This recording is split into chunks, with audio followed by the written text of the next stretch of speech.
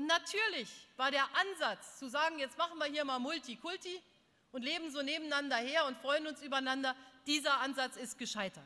Absolut gescheitert. Hi everyone and welcome, this is the Apostate Prophet. Today I want to talk to you about the Islamic end times, without going too much into details. I want to talk about that for two reasons. To show that Islam is incompatible with free societies and the modernity, and also to prove, again, how religiosity in Islam keeps up hostilities. When you are a religious Muslim, you are taught a lot of things about the end times. When I was still a little child in Germany, in my first years at school, I was taught by my parents, and also by other religious Muslims, that several things would happen at the end times, at the end of the world. And those teachings included a lot of Jew hatred, and moderately hate against other religious groups, like Christians. When I grew up, I learned more about that, and I strictly and firmly believed in these things until I left Islam. Since we're talking about Islam, you can probably predict that the end-time theories are very much about blood, death, and destruction. Muhammad spoke to his companions once and told them about the Dajjal, the Islamic Antichrist, although it's not really an equivalent, but anyway. In that sermon, he told them that if the Dajjal comes while Muhammad is alive, Muhammad would dispute him. A very bad guess. Muhammad died 1,400 years ago. We're still waiting. Then he also said, those of you who live up to his time. Muhammad is talking here in the 7th century, and he's directly talking to people who stand in front of him. There must be a survivor of Muhammad's time, of the people he spoke to, hiding in the Kaaba or something, I don't know. This Dajjal, who is supposed to come at the end times, tries to deceive people, and he gathers an army behind him. Now, there is one very important detail about the army of that Dajjal. It's not very hard to guess. Allah's Messenger, peace be upon him, said the Dajjal would be followed by 70,000 Jews of Isfahan wearing Persian shawls. 70,000 Jews. See, this is what I mean when I talk about the inherent Jew hatred in Islam. Many Muslims in our time try to say that Islam has nothing to do with Jew hatred, and that the hostilities and the Jew hatred nowadays had only to do with contemporary conflicts. But that's not true.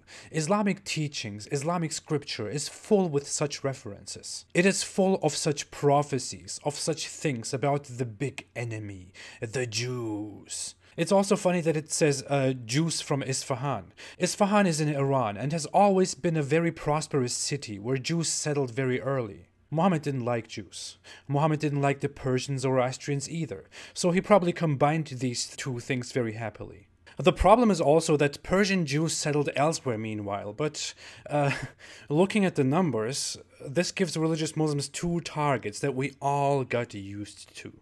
Muhammad also said that the person to kill the Dajjal would be Jesus, or Isa as he's called in Islam. Just to remind everyone, Jesus wasn't crucified according to Islam. He was just a prophet, he was taken up to heaven, and he will come back. And when he comes back, he will tell the Christians that Islam is the true religion, and he will actively fight for Allah. So we have a jihad Jesus. According to Muhammad's end-time prophecies, Jesus will fight the people in the cause of Allah, break the cross, kill the pig, whatever that means, and abolish the jizya so that everyone will have to follow Islam. Allah will also at the time destroy all religions except Islam.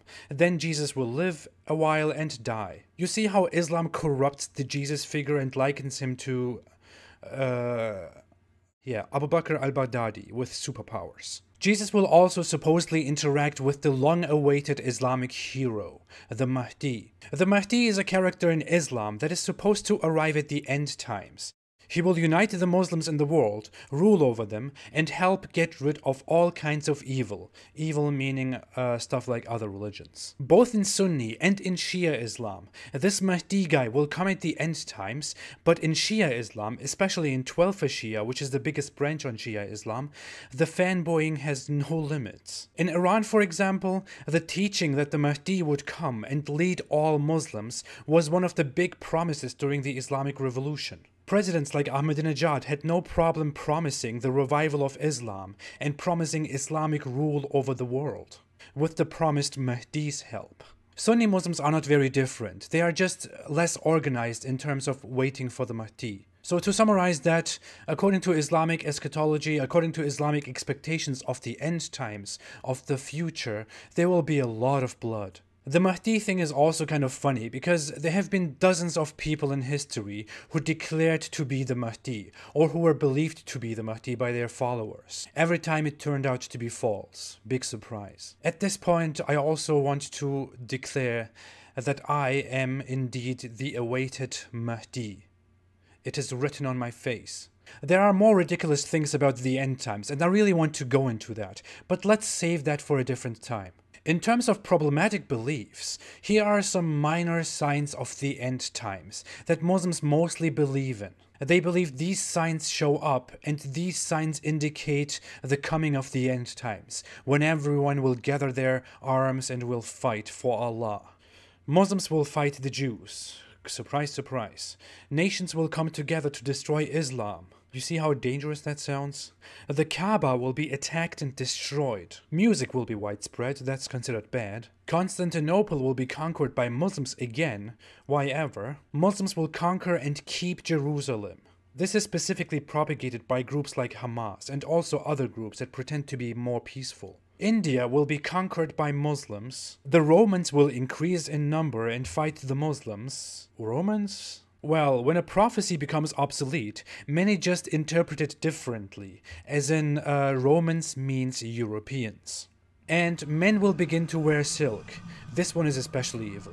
Okay, I should stop here. I believe everyone understands the point. While we deal with things like ending Islamophobia, understanding Islam, being more tolerant, and that Islam is only a religion of peace, religious Muslims don't think the same way. A religious Muslim, especially a fundamentalist one, will live among you and around you, and you will only see him as having a different religious belief. But a religious Muslim is indoctrinated with such horrible ideas as the ones we just went through, that people around him, like Christians, Jews, Hindus, atheists, are eventually just people that are described as the enemy in the Islamic scripture. Especially with sources like this following one, which many Muslims, probably most Muslims, believe in, how can we talk about peace? Abu Hurairah reported Allah's Messenger, peace be upon him, as saying, "The last hour would not come unless the Muslims will fight against the Jews, and the Muslims would kill them until the Jews would hide themselves behind a stone or a tree, and a stone or a tree would say, 'Muslim, O servant of Allah, there is a Jew behind me, come and kill him.' But the tree Gargat would not say, for it is the tree of the Jews." If we ignore the speaking tree part, which makes me suppress my laughter, this is very bad and very evil. Jew hatred, the hate of other religions, and the hate of other religious groups is a fundamental part of the Islamic faith. This is what Islam does to people. This is what Islam makes them believe, makes them think. With teachings like these that are taught in the fundamental scripture of Islam that Muslims hear of every day, integration in non-Muslim countries becomes much harder than it already is. We should be done with such a religion. We shouldn't sugarcoat it. We shouldn't treat it like an innocent faith. And most importantly, we should stop believing in it, because this religion is not good for anyone. It's not good for you, not good for me. It's not good for Muslims either. Soon I will go further into Islamic eschatology, and I will explain thereby how Islam is a very bad idea. And I will also take that opportunity to point out all the illogical, nonsensical things about the prophecies of the end times in Islam. We are all meanwhile smarter than Islam, which doesn't require very much intelligence. Thanks for watching. If you want to support me and my cause, you can choose to support me on Patreon. The link to that is below in the description. Thank you all so much for any kinds of support. I'll see you again next week, most likely in a live chat. Have a great weekend and stay away from Islam.